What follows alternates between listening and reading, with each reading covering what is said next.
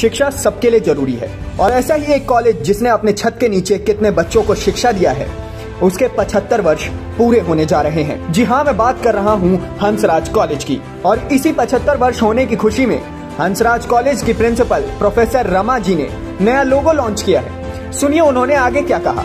आते हैं अभी आप लोगों की उपस्थिति में हम लोगों ने अपने कॉलेज का लोगो हमने रिलीज़ किया। आपने देखा होगा लोगो जो है कुछ अलग दुनिया से निकल कर बनाया, रंग बिरंगा लोगो बनाया है।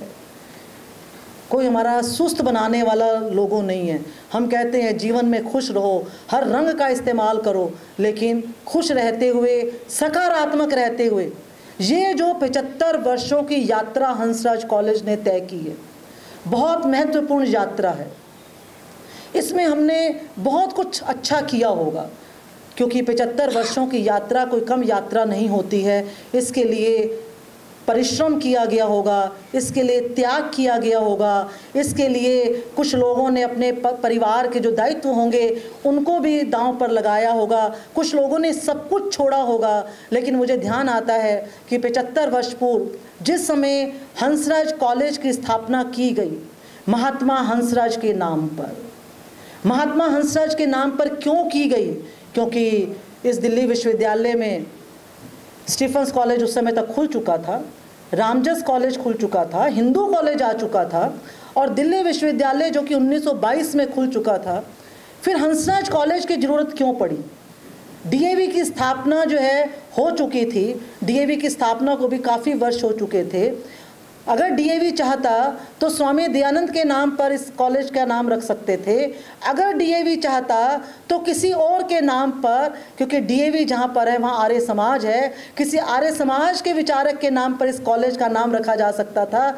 लेकिन दिल्ली में डीएवी अपना पहला कॉलेज खोलने जा रहा था। और क्योंकि स्वामी दयानंद के बाद अगर स्वामी दयानंद की परंपरा को किसी ने आगे बढ़ाने का काम किया तो वो महात्मा हंसराज ने किया। महात्मा हंसराज हमारी डीएवी संस्थाओं के जब पहला डीएवी कॉलेज बना उसके पहले प्राचार्य थे। Very little.